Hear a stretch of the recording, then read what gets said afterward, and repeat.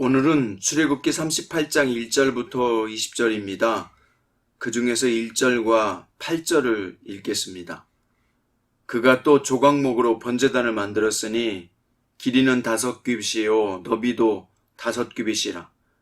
네모가 반듯하고 높이는 3규빗이며 그가 노스로 물두멍을 만들고 그 받침도 노스로 하였으니 곧 회막문에서 수종드는 여인들의 거울로 만들었더라.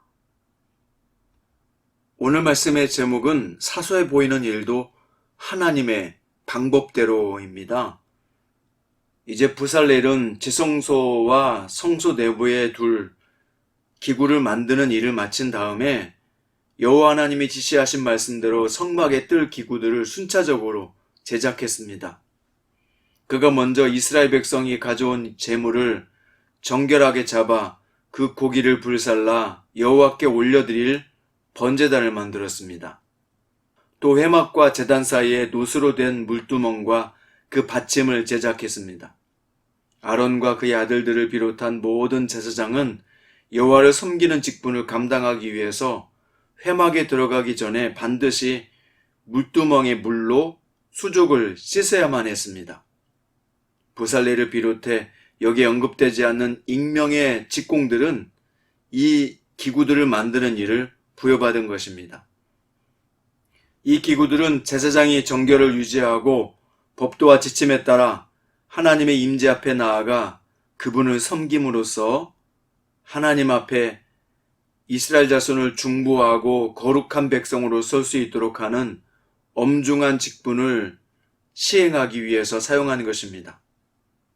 이렇게 성막들의 기구를 모두 제작한 이후 회막을 포함해 성막 전체를 두를 울타리를 세우고 휘장을 둘러 포장함으로써 성막 건립 자체에 관한 모든 작업은 하나님의 계획대로 완료되었습니다. 여기 본문에 보면 번제단과 물두멍은 하나님의 임재의 처소인 성막 건물의 바깥들 위에 위치하고 있습니다. 번제단 제작은 이미 출애굽기 27장 말씀에 나와 있는 부분과 중복되어 있습니다. 번제단은 뜰에 있는 가장 중요한 물품이자 하나님과 백성 사이의 접촉점으로 희생제사를 드리는 곳입니다. 죄인이 하나님 앞에 설 수 있는 방법은 당시에는 제사를 통해 속죄하는 것뿐이었습니다. 또한 노수로 된 물두멍 제작은 30장 말씀 중에서 이미 그 내용이 중복된 부분들이 있습니다. 물두멍은 더러움을 씻고 정결하게 되어야 함을 상징하는 것으로 제사장들은 사역을 감당하기 위해서 손발을 씻어야 죽지 않았습니다. 이어서 뜰은 성막의 3중 구조인 지성소, 성소, 뜰 중에서 일반 백성들이 유일하게 접근할 수 있는 곳이며 하나님의 거룩하심과 동행하심을 경험할 수 있는 그런 곳입니다. 번제단이나 물두멍이나 뜰은 결코 사람의 뜻대로 임의로 제작할 수 없었습니다. 철저히 하나님의 지시하신 대로 제작해야 했습니다.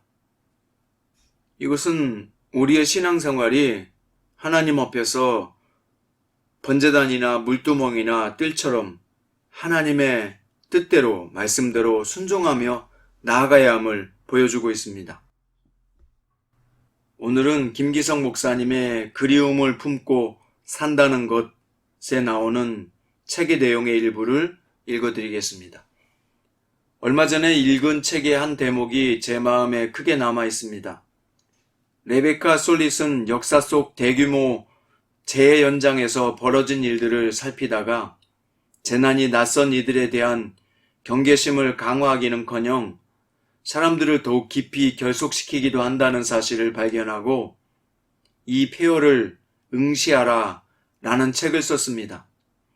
1906년 4월 18일 샌프란시스코에 대지진이 발생했습니다. 이용사 겸 마사지로 일하던 아멜리아 홀스하우저는 세크라멘토가에 있는 자기 집에서 지진을 만났습니다. 아멜리아는 침착하게 화장을 하고 장신구를 달고 머리 매무새를 고친 뒤 공원으로 대피했습니다. 대피한 지 사흘째 되는 날 아멜리아는 담요 여러장과 카펫, 침대포를 이어서 붙여서 사람들을 수용하는 대형 천막을 만들어 어린아이들의 쉼터를 지었습니다. 그리고 그 옆에는 작은 무료 급식소도 열었습니다. 어리둥절하던 사람들도 아멜리아의 선한 뜻에 동참하면서 급식소는 유쾌한 소란으로 가득 찼습니다. 재난 상황이었지만 사람들은 그곳에서 새로운 사회적 유대를 경험했던 것입니다. 아멜리아는 급식소에서 궁전호텔이라는 역설적인 간판을 달았습니다. 함께 즐겁게 그 상황을 이기자는 그런 뜻이었던 겁니다. 그런데 급식소 옆에 자리 잡고 있던 네바다주 출신의 구호팀이 궁전호텔이라는 이름이 자칫 오해의 소지가 있다면서 새로운 이름을 지어줬습니다. 그 이름은 미스바 카페입니다. 네바다 구호팀은 간판 위에 자연이 한번 손을 대면 전 세계가 친구가 된다 라고 하는 문장을 써넣었습니다. 레베카 솔릿은 백과사전이 정의하는 미스바는 히브리어로 물리적으로나 죽음에 의해 분리된 사람들 사이에 정서적 유대를 뜻한다고 설명했습니다. 저는 미스바 카페라는 이름에 깊은 인상을 받았습니다. 이 어려운 팬데믹 시대에 교회가 미스바 카페가 될 수 있을까요? 이게 우리 앞에 주어진 질문인 동시에 도전입니다. 근데 이 미스바 카페라고 하는 이름에 우리도 깊은 인상을 받게 되네요. 교회가 이 어려운 때 해야 될 사명이 무엇인지를 깊이 생각하게 하는 그런 대목의 내용이었습니다. 사랑하는 성도 여러분, 오늘 또 하나님은 우리에게 믿음의 길을 주셨고 하나님의 뜻대로 살 수 있는 삶의 장수를 허락해 주셨습니다. 우리가 어느 곳에 있든지 하나님과 동행하며 하나님의 뜻을 이룰 수 있는 그런 믿음의 사람이길 원합니다. 번제단과 물두멍과 뜰이 하나님의 원하시는 뜻대로 제작됐던 것처럼 우리의 삶도 그렇게 아름답게 만들어질 수 있는 복된 하루가 되었으면 좋겠습니다.